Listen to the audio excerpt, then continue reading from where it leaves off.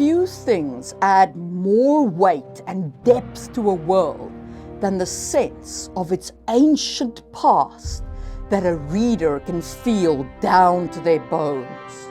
That feeling comes from understanding that this world has a prehistory that stretches back into the dawn of time, TM. A beginning that occurred long before the story that you are currently reading started. But how do you build such ancient lore for your world? How do you make it impactful and real for the story you're writing? And how do you do it without going too far? That is the topic of this first episode on creating ancient lore from Just-in-Time Worldbuilding with your host, Marie Mullaney.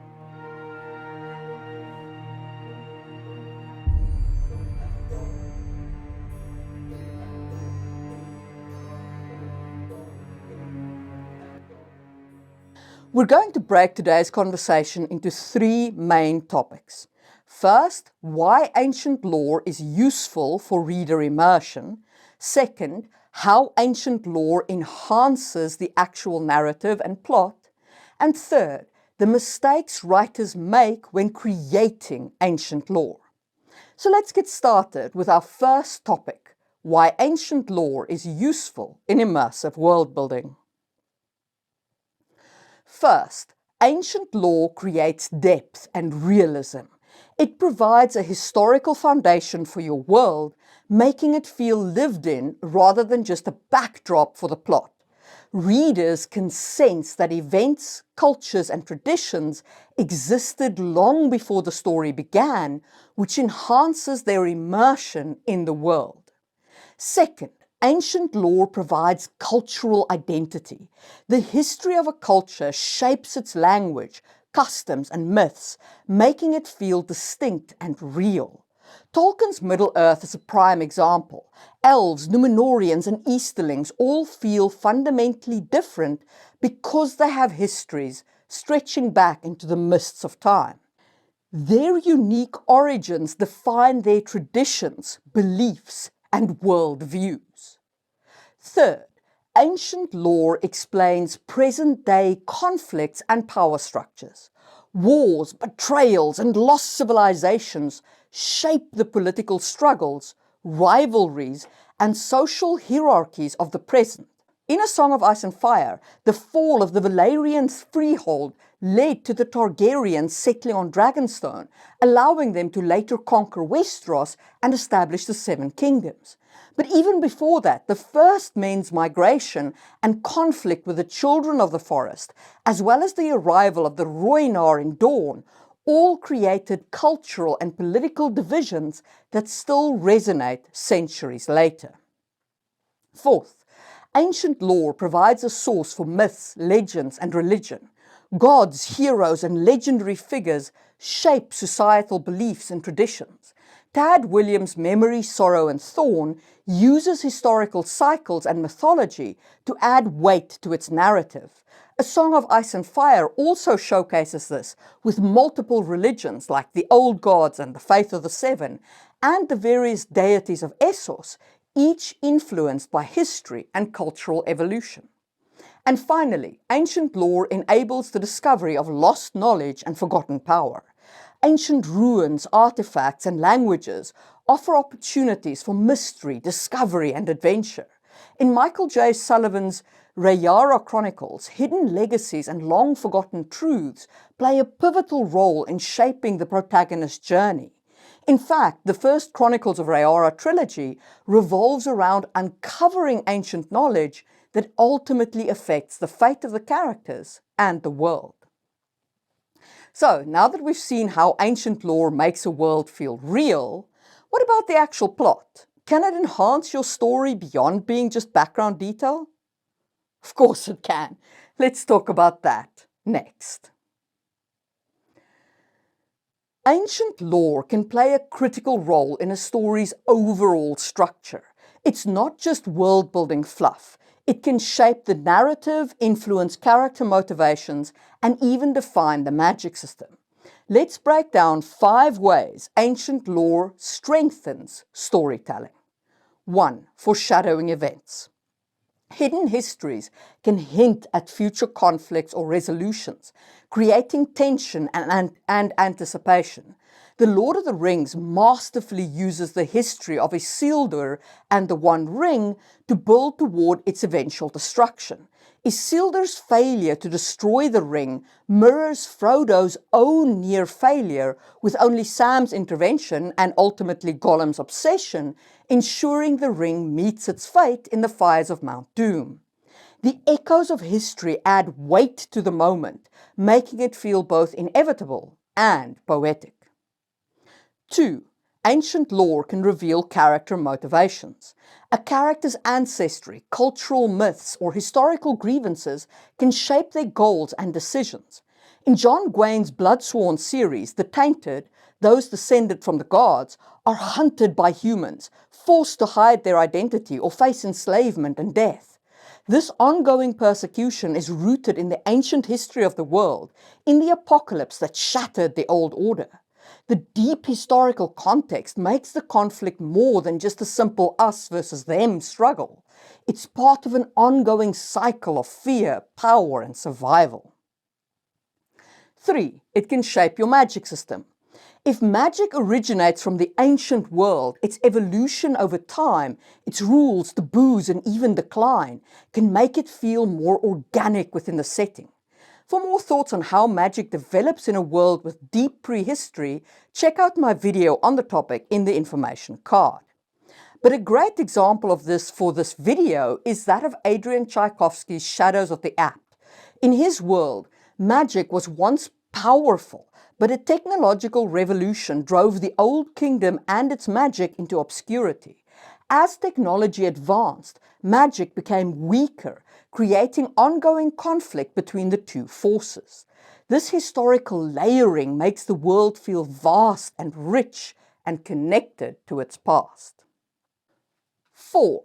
Ancient lore can create mystery and exploration potential in your world. Lost knowledge, ancient texts, and forgotten prophecies are excellent narrative drivers, encouraging characters to explore the past to shape the present. This technique is heavily used in Tad Williams' Memory, Sorrow and Thorn, where scholars and adventurers frequently uncover secrets buried in history. I also use this method in my Sangwheel Chronicles. In my world, ancient prophecies directly impact the plot, but they are obscured by time, linguistic shifts, and fragmentation. Characters must actively hunt for these prophetic pieces, translating them from dead languages to uncover their meaning. And if you're interested in how I implemented this technique, my Sangwheel Chronicles series is complete and available on the links below.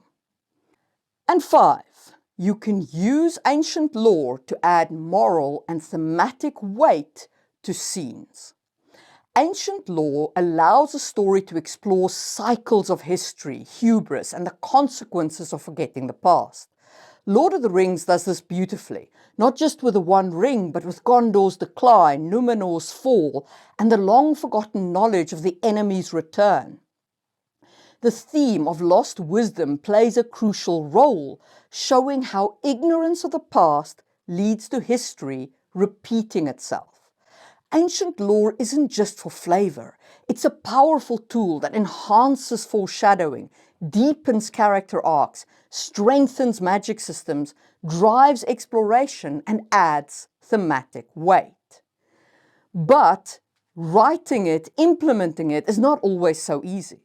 So let's talk about the mistakes writers make when implementing ancient lore.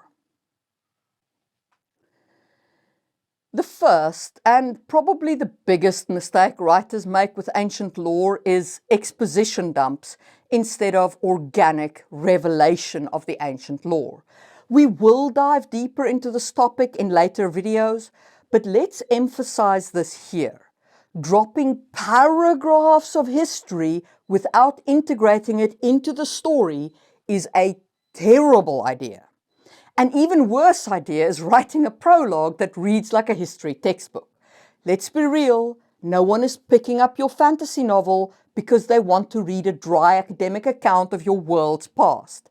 If they don't care about your world yet, they won't slog through an info dump to get to the good stuff. Yeah, sure, Tolkien did it, but he didn't exactly have a plethora of competition, now did he? It was a lot simpler. These days, if you demand that a reader reads all of that content before they even start your story, they're likely to just go, no, I'll try another book, and just move on from you. So, what to do? Well, instead of dumping the history like a textbook, introduce lore organically through dialogue, artifacts, and fragmented texts. Michael J. Sullivan does this beautifully in the Rayara Chronicles, where history is revealed naturally through character interactions and discoveries, rather than being front-loaded in giant, indigestible chunks. And I will explore all of these techniques plus a few more in the last video of the series, so stay tuned for that. The second mistake writers make is creating lore that doesn't affect the plot. If you're creating extensive histories that have no real impact on the present-day struggles of your story, you're wasting effort. And worse, you'll be tempted to shove that unnecessary lore into your book, dragging the story down with reader overload. Ancient lore should influence current events, whether through magic, conflict, political structures, or cultural divides. Look at Lord of the Rings. Tolkien's deep lore is relevant because it still shapes Middle-earth. The echoes of Morgoth's influence persist, the fall of Númenor reverberates through Gondor and Arnor, and the One Ring's history directly impacts the events of the story. It's not random historical trivia, it matters to the plot. I'll grant you we didn't need the Silmarils, but he doesn't drag them into the main story. Our third mistake is too much detail without narrative payoff. This mistake happens when writers overload readers with excessive names, dates, genealogies, etc., without giving them a payoff. If you find yourself writing something like Borain begat Dumal, Soyen of Zain, who ruled before the great usurper Yvonne, it's time to stop and ask yourself, does my reader actually need to know all of those names? Every name you put in the book is something that the reader needs to find place to store. Do they really need to know about Borain and Dumal and the usurper Yvonne, or do they only need to know about Zayn? So the fix to this is to keep the details relevant and focused on what the reader needs. A Song of Ice and Fire is packed with history, but it's relevant, whether through political intrigue, character backstory, or slow burn world building. Readers are given just enough at a time, with a gradual deepening of historical knowledge as they progress through the story. If you're unsure when to go deep versus when to stay shallow, check out my video from the Deep Lore series in the information card. The fourth mistake is presenting history as an absolute truth. A world's history shouldn't be a single unchallenged narrative. Different factions and cultures interpret events differently. That's just how history works. Even if it's the same events, people ascribe different motivations and morals to those events. If your ancient events are treated as indisputable facts, you run the risk of the world feeling flat and unrealistic. Fix this by using unreliable narrators, conflicting myths, conflicting records, and so on. Tad Williams does this great in Memory, Sorrow, and Thorn, where the historical truth is revealed gradually through different perspectives, often distorted by time, bias, or even deliberate misinformation. Our last mistake is making the past feel static instead of evolving. So obviously, past events are fixed. I'm not saying go back and time shenanigan and change your past events. But cultures evolve over time. One of the biggest immersion killers in world building is a civilization that remains unchanged for thousands of years. Unless it's an immortal race like Tolkien's elves or there's some other shenanigans going on, it's kind of absurd for a culture to remain static for that long. Languages shift, religions adapt, once sacred traditions fade or morph into something new.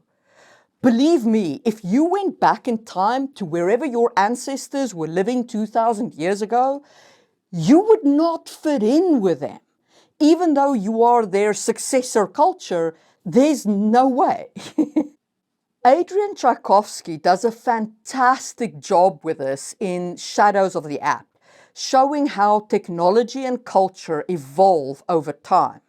When his characters encounter an ancient civilization that has been frozen in time through a set of magical events, it feels alien to those characters because their own world has evolved so far from this frozen culture. Ancient lore isn't just background decoration. It's a powerful tool that enhances every layer of storytelling. When done right, it deepens immersion, strengthens themes, and gives weight to your world's conflict and characters. In the next episode, we'll explore how to craft ancient civilizations that feel real, how they rise, thrive, and fall. We'll draw on real-world history to make your world building feel really impactful. And in the meantime, let me know in the comments what's your biggest struggle with integrating ancient lore into your world building. If you want early access to these videos, members get them up to 2 months in advance, plus worksheets, live Q&As, and other exclusive perks. And it starts at just the price of a cup of coffee a month. And a huge shout out to the members of the channel who help me feed my cats every day. On the Build It in Stone level, we have Lupex Lakeshire, Katie Kofi Mug, and Tony Lamano. And on the Build It in Wood level, we have Moxane, Pablo Barrios, Glacier Maniac, Patricio, Carrie, Ayasha Mimaru, Tiffany Felix, and Dylan Batera. And if you enjoyed this episode, hit the thumbs up button and check out my video on writing deeper lore.